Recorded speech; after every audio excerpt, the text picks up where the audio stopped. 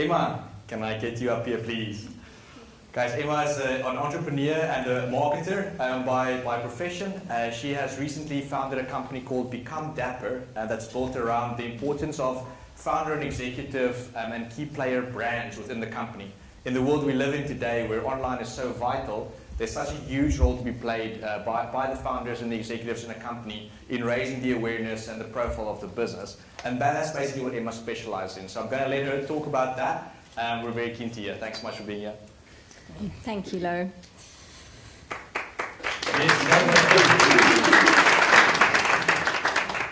Good evening, everyone.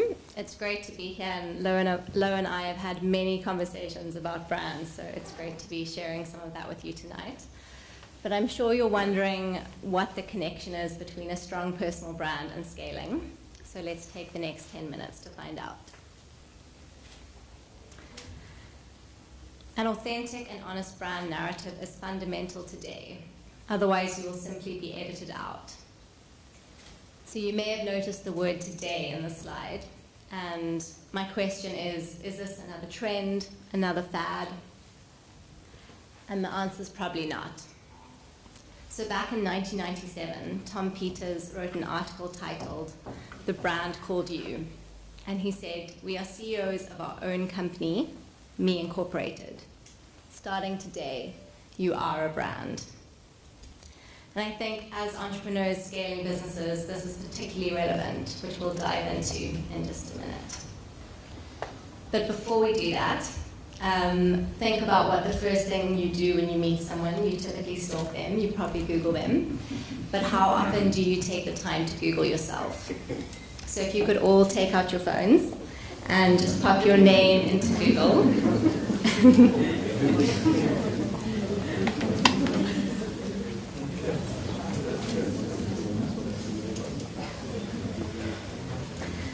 And I'm curious to know, is this what you would want people to find?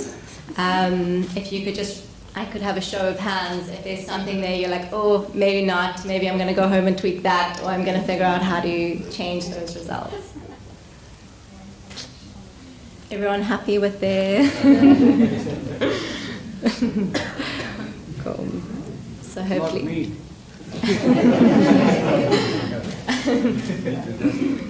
Speak to Emma. So yeah, maybe there's some work to do there. But we often get asked, what is elevating your brand all about? And the answers often are updating my profile, expanding my network, posting content. And none of these answers are wrong, but they're just part of a much richer tapestry, which is why I really love this quote.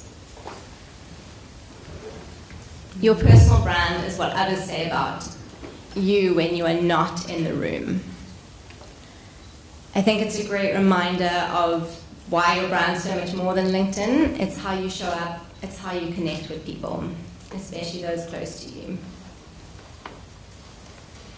But back to why we're here tonight. What does this have to do with scaling? How is it relevant?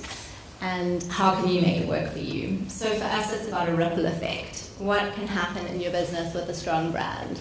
You build credibility, you attract the right team, you attract the ideal customer, and hopefully it gives you access to investors and opens doors. In fact, 82% of investors believe that a brand is vital in guiding decisions. So ask yourself, what are you putting out there, and how is it being perceived? How many of you know whose brand this represents? Can I have an answer? So whether you are a Federer or an Nadal fan, I think we can all agree that Federer has just got one of those brands that has immediate recognition. He's got a quiet confidence, and he really just stands out from the crowd. Even for someone like me who doesn't really watch sport, I think there's a lot you can resonate with. So how did he scale this brand beyond tennis?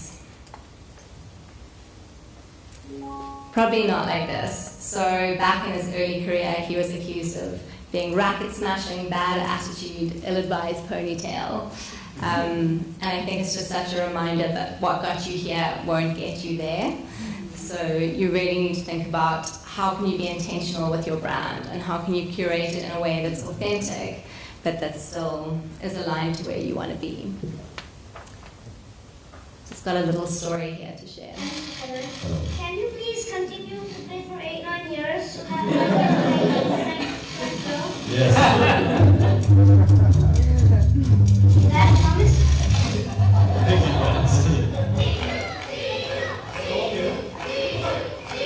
What a surprise, huh? All the young people watching you playing finally against a worthy opponent. Here's your surprise.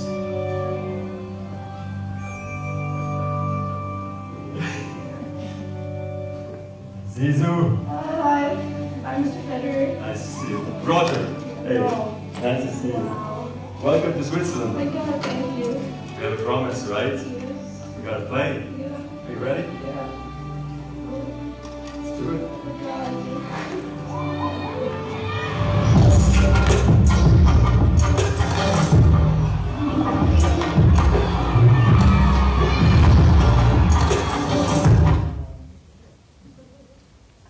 I think, yeah, just an example of how your brand can be portrayed and followed through after all that time.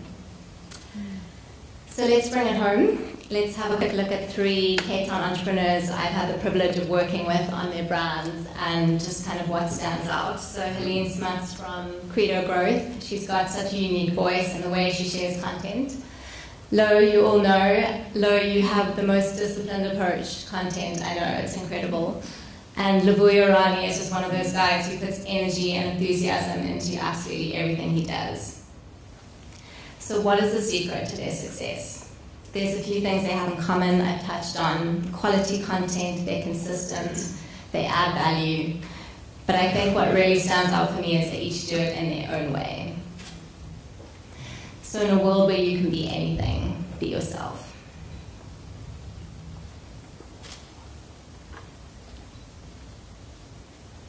For us, it's just about being human. So, how do you build a personal brand? I've got a couple of quick tips. The first one is to show up. If that's online, how does your LinkedIn profile look? It's so much more than an online CV. There's so much you can do with it, but it's also how you show up in real life. Are you on time? Are you listening? Are you connecting with people when you have time with them? When it comes to building trust, I think a really simple one with LinkedIn is to ask for recommendations, but to also take the time to give them. So I think that two-way communication and trust is the modern day word of mouth. And we don't have time to delve into it today, but other ways you can do this are keynotes, collaborating, PR campaigns, and sharing case studies. And when it comes to connecting, again, let's keep it back to being in a room. So if you could just turn to one person sitting behind you or next to you haven't met, just a very quick intro, hi, my name is. I think that goes a long way when you're at a conference.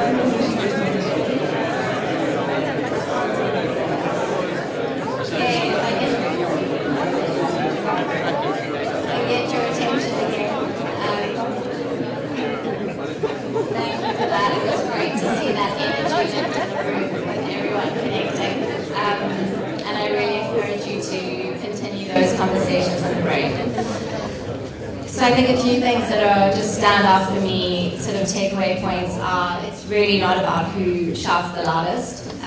You don't need to sell, you can just share value.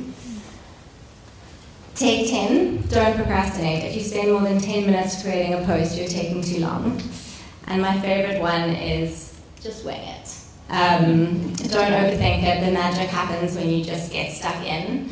And embrace the mindset that done is better than perfect. Nearly had that backwards. So if there are 3 things you take from this, get a rockstar bio. It's not easy to write for yourself, so get someone in to help. Build your street cred and scale your reach. Just take the time to connect. So it's time to own your story. I hope you've got a few useful things out of this today. This is a glimpse of our story at Dapper, and it would be really great to connect with you all in the break. So thank you for having me.